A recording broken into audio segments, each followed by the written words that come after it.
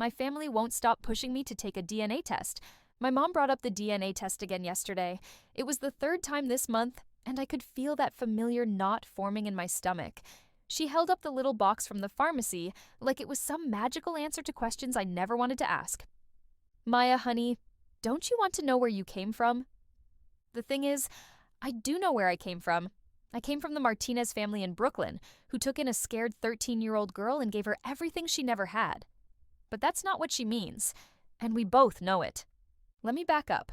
In 1983, I was found outside a diner in upstate New York.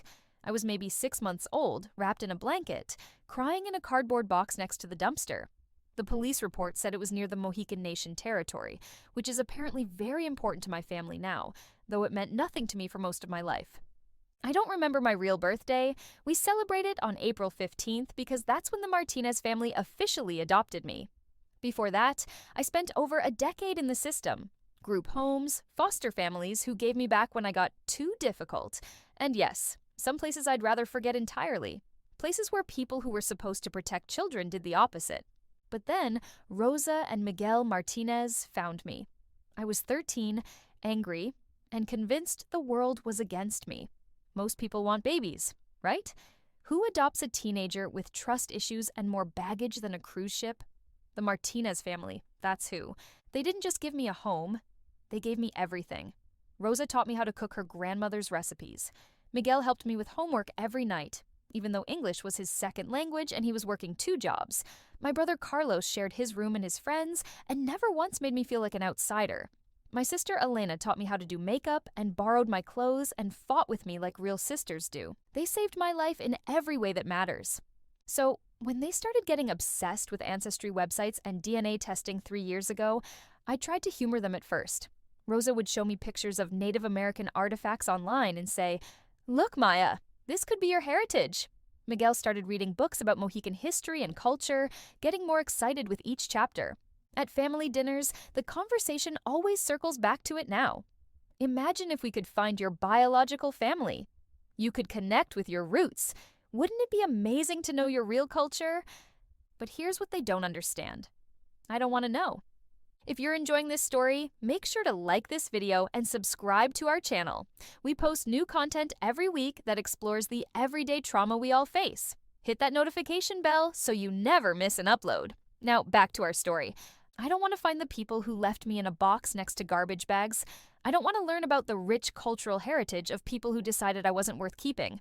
I don't want to take some test that might tell me I'm 30% this and 45% that, as if knowing my genetic makeup will somehow make me more complete. I am complete. I have been for 25 years. Every time they bring up that stupid DNA test, it feels like they're saying the family I have isn't enough.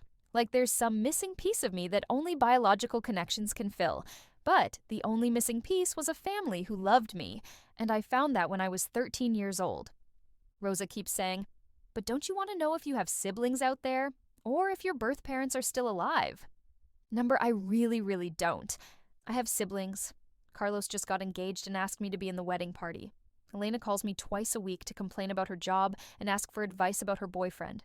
These are my people. This is my family. I know they mean well. They think they're helping me discover some important truth about myself.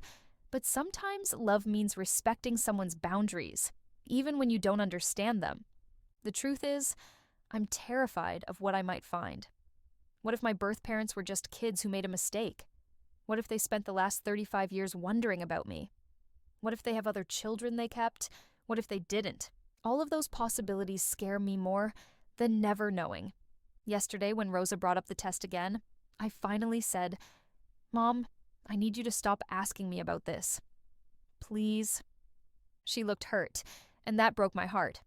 But I can't keep pretending this is something I might eventually want to do just to make them happy. I am Maya Martinez. I make Rosa's tamales every Christmas. I root for Miguel's softball team every summer. I'm Carlos's annoying little sister and Elena's fashion consultant. That's all the identity I need. And I wish my family could understand that sometimes the family you choose is the only family that matters.